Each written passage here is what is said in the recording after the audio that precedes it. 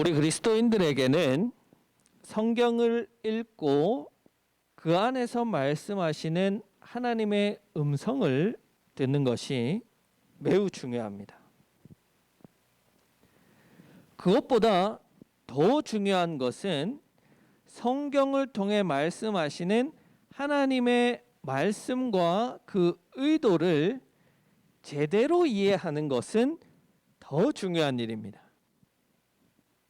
하나님의 말씀을 자기 마음대로 해석하는 아전인수격으로 성경을 읽으면 우리가 하나님의 말씀이 아니라 자기의 말을 듣게 되는 것과 같습니다. 안타깝게도 한국의 그리스도인들은 성경을 제대로 읽고 제대로 하나님의 말씀을 듣는 것보다 그저 많이 읽는 것을 더 좋아하는 것 같아요. 나 읽도겠다. 나 성경 10도겠다. 많이 읽어도 성경을 제대로 이해하지 못한다면 하나님의 말씀을 들을 수가 없습니다. 그래서 우리는 이 설교 시간을 통해 성경 공부를 통해 제대로 하나님의 말씀을 이해하고 들을 수 있도록 배우는 겁니다. 오늘 본문도 마찬가지예요. 오늘 본문을 성경의 기자가 쓸 때 그냥 생각나는 대로 쓴 게 결코 아닙니다. 구조를 짜고 자기의 의도를 잘 숨겨놓기도 했던 거예요. 또 생략되거나 저자의 의도가 묻히도록 한글 성경으로 번역되기도 합니다. 이 모든 것을 고려해서 오늘 본문을 입체적으로 이해해야 하지만 오늘 본문을 제대로 이해할 수 있어요. 여러분들은 앞으로도 성경을 읽고 이해하시고자 할 때 반드시 그것을 염두에 두고 읽으셔야 하는 거예요. 자, 오늘 우리가 함께 살펴볼 사사는 에훗입니다.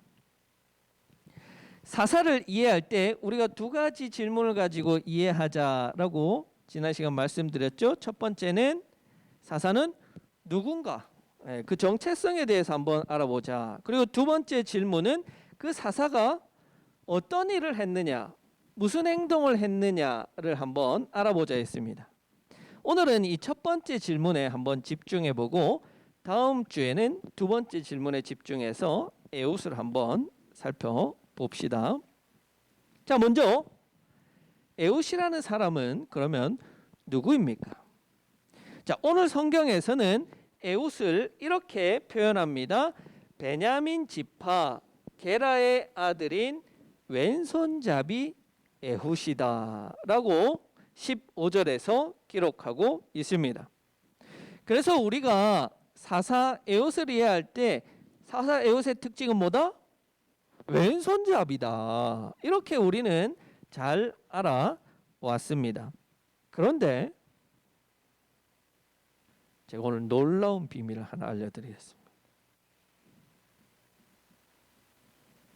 이때까지 들어본 적이 없는 놀라운 비밀을 하나 알려드립니다. 뭐냐면 에훗은 그냥 왼손잡이가 아닙니다. 원어 성경을 가지고 왔습니다. 자, 여러분 읽을 수 있으시죠? 이게 사사기 3장 15절입니다. 한번 읽어보십시오. 자, 쭉 한번 읽어보세요. 이렇게 히브리어는 생겼다. 여러분들 이해하시면 됩니다. 자, 그 중에 이 부분을 봅시다. 이 부분을 어떻게 읽냐면 이런 히브리어 성경은 오른쪽에서 왼쪽으로 읽어요. 거꾸로 읽어야 돼요. 자, 이테르입니다. 요 앞에 이테르, 야드, 에민이라고 있습니다. 뭐 어떤 게 어떤 건지 잘 모르겠죠. 뭐 괜찮아요. 아무튼 이테르, 야드, 에민이라고 쓰여 있는데 제일 끝에 쓰여 있는 요 세 단어로 구성되어 있어요. 제일 끝에 있는 이 에민이라는 단어는 무슨 뜻이냐면 right side예요. 오른쪽이에요. 오른쪽. 에민이란 건 오른쪽이에요. 그럼 야드는 뭐냐면 손이에요. 손. 그러면 야드 에민이라는 건 오른손이 되겠죠. 그러면 앞에 이테르라는 건 무슨 뜻이냐? 구분, 닫은 이런 뜻이에요. 그럼 이게 무슨 뜻이 되겠어요? 오른손이 굽었대요. 오른손이 닫혔대요. 자, 그러면 오늘 우리 현대말로 우리가 이해하기 쉬운 말로 번역하면 어떻게 되겠어요? 오른손에 장애가 있는 사람이라는 뜻인 거예요. 단순히 왼손잡이, 태어날 때부터 왼손을 쓸 수 있는 왼손잡이로 태어난 게 아니라 에웃은 오른손에 장애가 있는 사람이다라는 뜻이에요. 여러분, 왼손잡이와 오른손에 장애가 있는 사람이라는 것은 완전히 다른 의미예요. 이걸 해석할 때 전혀 다른 의미가 되는 겁니다. 고대 사회에서 왼손잡이는 그냥 좀 특별한 사람이라고 생각할 수 있어요. 그러나 오른손에 장애가 있는 사람은 사람 취급을 못 받는 사람이에요. 신명기에서 장애가 있는 일부 사람들은 여호와의 총회에 들어올 수가 없습니다. 사람으로 인정하지 않는 거예요. 하나님의 백성으로 장애인은 인정하지 않는 겁니다. 물론 현대인이 볼 때 성경이 그렇게 사람을 차별하나? 라고 이야기할 수 있지만 그 시대적 상황에서는 그게 일반적인 이해였다는 거예요. 그 시대 사람들은 장애가 있다 그러면 사람 취급 안 했던 거예요. 더군다나 재밌는 건 에웃이 어느 지파 사람이래요? 베냐민 지파 사람이래요. 여러분, 베냐민이라는 뜻이 무슨 뜻인지 알아요? 잘 모르겠죠? 베냐민이라는 뜻은 오른손의 아들이란 뜻이에요. 베냐민 지파 에웃이라는 건 여러분 보세요. 재밌죠? 오른손의 아들이에요. 오른손이라는 것은 강함, 힘을 나타내는 거잖아요. 그것의 아들이에요. 그런데 에웃은 어떤 사람이에요? 오른손에 장애가 있는 사람이라는 거예요. 오른손의 아들인데 오른손에 장애가 있어요. 자, 조금 더 해봅시다. 그러면 에훗이라는 이름의 뜻은 뭘까요? 모르겠죠? 광채가 어디에 있는가라는 뜻이에요. 광채가 어디에 있는가. 당시에 암흑과 같은 하나님의 역사가 잘 보이지 않는 그런 시대, 사사 시대를 잘 보여주는 단어인 것처럼 보여요. 나아가서 에훗 자신의 삶을 나타내는 이름이기도 한 거예요. 오른손에 장애가 있는 사람의 그 삶 속에 무슨 광채가 있겠습니까? 암흑과 같은 거예요. 에훗은 오른손의 아들인데 오른손에 장애가 있고 그 이름이 광채가 어디 있는가? 광채가 없다라는 이름을 가지고 태어난 아주 불행한 사람인 거예요. 여러분, 이제 에훗이 어떻게 느껴지십니까? 오른손의 아들인데 오른손이 장애가 있어요. 자신의 이름처럼 광채가 없고 아무 쓸모가 없는 사람처럼 여겨집니다. 마치 패역한 이스라엘 백성이 하나님께서 쓰시기에 아무 쓸모가 없는 그런 사람들이었던 것처럼 사사시대의 그 사람들이 하나님께 도무지 쓰임을 받지 못했던 것처럼 에훗이 그런 사람이었던 것 같아요. 여러분, 현대사회야 오른손에 좀 장애가 있다고 하더라도 사회보장제도가 잘 되어 있어서 그 사람이 살아가는데 어렵지 않게 도와줍니다. 또 현대인들은 장애인에 대한 차별이나 이런 의식이 많이 사라졌어요. 그런데 이 시대의 장애인이라고 하면 무엇을 할 수 있겠습니까? 오른손을 못 써요. 농사를 지을 수 있을까요? 곡괭이질, 호미질 할 수 없어요. 수확해야 돼요. 감자를, 보리를, 밀을. 오른손을 못 쓰는데 힘없는 왼손을 가지고 무엇을 할 수 있겠습니까? 할 수가 없는 거예요. 그러면 군사적으로 군사가 되어서 나가서 전쟁터에서 싸움을 할 수 있습니까? 그것도 못해요. 칼 얼마나 무겁습니까? 이 당시는 청동기 칼입니다. 철칼보다 훨씬 무거워요. 들고 있을 수도 없는 거예요. 이 사람 에웃은 아무것도 할 수 있는 일이 없는 것처럼 보여요. 사회에서 쓸모가 없는 사람처럼 보여요. 그 이름처럼. 그런데 오늘 말씀을 보니까 그런 에웃이 이스라엘을 압제하는 모압 왕 에글론을 죽여서 이스라엘이 그 압제로부터 벗어나는데 중요한 일을 했다고 기록하고 있습니다.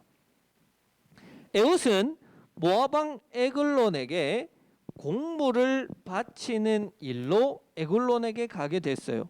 그 일을 자원해서 갔는지 아니면 사람들이 시켜서 갔는지는 나오지 않습니다. 다만 그가 그 공물을 바치는 일을 통해서 압제자인 모압 왕 에글론을 죽이는 아주 중요한 역할을 했다는 것은 사실입니다.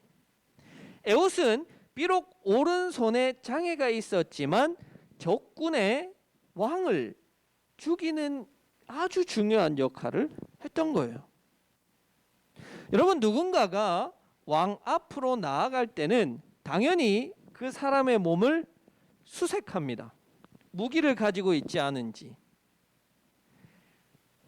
에웃에게도 분명히 이렇게 수색을 했을 겁니다. 여러분, 일반적으로 오른손잡이들은 칼을 찬다면 어디에 찰까요? 왼쪽에 차요. 그렇죠? 이렇게 뽑죠. 그래서 아마 왼쪽을 주로 수색을 했을 거예요. 그런데 에웃은 오른손을 못 써요. 장애인이에요. 그래도 사람들이 아마 수색은 했을 거예요. 왼쪽 수색하니까 칼이 없어요. 그런데 칼을 어디에 숨겼대요? 오른쪽 허벅지에 숨겼대요. 아마 에웃을 수색하던 사람들이 얕잡아 보지 않았겠어요? 에이, 저 팔도 못 쓰는 사람이 뭐 할 수 있겠나? 오른쪽 손을 더군다나 못 쓰는 사람이 어떻게 왕을 시해할 수 있겠나? 왕을 위협할 수 있겠나? 그렇게 생각했을 것 같아요. 그래서 오른쪽 허벅지에 칼을 숨기고 당당하게 왕 앞으로 나아갔던 겁니다. 그것을 이용해서 에웃은 바로 대적자 이스라엘을 압제하던 모압 왕 에글론을 무찌를 수 있었습니다. 에웃은 바로 자신의 이 약점을 가지고 이스라엘을 구하는 데 사용했던 거예요. 성경은 이런 사람들의 이야기로 가득 차 있어요. 바울을 한번 봅시다. 가장 대표적인 사람이 바울이죠. 바울은 자신의 약점을 사람들에게 드러내 보입니다. 사람들은 바울의 약점이 무엇인지 다 알고 있어요. 그런데 바울은 그것으로 인해서 좌절하고 내가 이 약점 때문에 어떡하지? 내 사역에 방해가 받는다?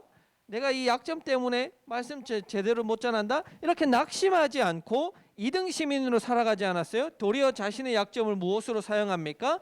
하나님의 강함이 드러나는 도구로 사용한다라고 고린도전서에서 말씀하고 있는 것을 우리는 함께 살펴봤습니다. 그게 믿는 자의 삶의 자세예요. 여러분, 우리는 각가지 약점들을 가지고 있습니다. 저의 약점은 키라고 할까요? 아주 유려한 외모에 비해서 키가 조금 작은 게 약점이라고 할까요? 동의하시나요? 예, 우리 한결의 성도님 그렇게 쳐다보지 마시고 동의하지 않으시네요. 저의 약점은 저는 사실 이 코가 좀 약점이에요. 뭐냐면 제 비염이 굉장히 심합니다. 그렇죠? 비염이 심해서 제가 설교하거나 이런 찬양하는데 큰 어려움을 느껴요. 하지만 그래도 저의 이 비음 소리가 꽤 괜찮게 들리지 않습니까? 아니에요. 네, 그렇죠. 성경을 이렇게 쭉 보니까 또 이 세상에 이런 삶들을 쭉 보니까 하나님은 완벽한 사람을 쓰는 것보다 좀 모자란 사람, 약점이 있는 사람을 쓰시는 것을 좋아하시는 것 같아요. 보면 성경에 보면 이렇게 완벽한 사람은 잘 없어요. 다만 약점에 완전히 사로잡혀서 패배자로 살아가는 사람을 쓰는 것이 아니라 그 약점에 휘둘리지 않는 사람을 하나님은 쓰신다는 거예요. 그 약점을 극복하고 어떻게든 자신만의 삶을 살아가는 이들을 하나님은 쓰신다는 거예요. 그래서 우리는 뭔가 부족하고 약점이 있더라도 그게 부끄러운 일이 아닌 거예요. 하나님은 그것을 통해서 역사하시고 또 우리가 그것에 지지 않고 극복하며 살아갈 때 우리를 기꺼이, 그 약점을 기꺼이 하나님은 사용하신다는 거예요. 세상 사람들은 약점은 가리려고 해요. 장점만 드러내기를 원해요. 그러나 우리는 달라요. 우리의 약점을 하나님께서 기꺼이 사용하시도록 내어드리고 그 약점에 우리가 지지 않도록 극복할 줄 알아야 하는 거예요. 여러분의 약점은 무엇입니까? 저와는 다르게 좀 외모적으로 부족하신가요? 저와는 다르게 좀 지식도 부족하신가요? 괜찮아요. 왜? 그런 부족한 여러분을 하나님은 사용하신대요. 그런 약점을 하나님께서 쓰시는 도구로 만들어 가도록 여러분들이 그 약점을 극복하시면 되는 거예요. 그 약점을 없애라는 말이 아니에요. 그 약점에 지지 않으면 된다는 말이에요. 내가 쓸 때는 약점이에요. 내가 쓰려고 하면 도무지 이 약점은 쓸모가 없어요. 쓸 데가 없어요. 내가 쓰려고 하면 할 수 있는 일이 없어요. 세상 사람들이 볼 때는 지적해요. 약점이라고, 너의 부족한 점이라고 손가락질해요. 그러나 하나님이 쓰시면 쓸 데가 많아요. 신체의 어떤 부족한 점만을 말하는 게 아닙니다. 나라는 자신 자체도 약점이라고 생각할 수 있어요. 나에 대한 자신감이 없어요.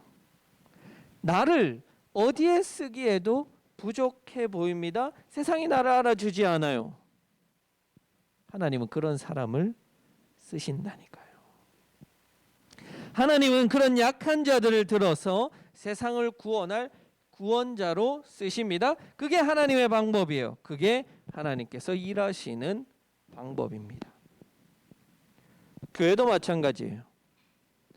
교회에서 중심이 되는 인물은 잘 나가고 잘생기고 말도 잘하고 멋진 사람이 교회의 중심이 돼서는 안 돼요.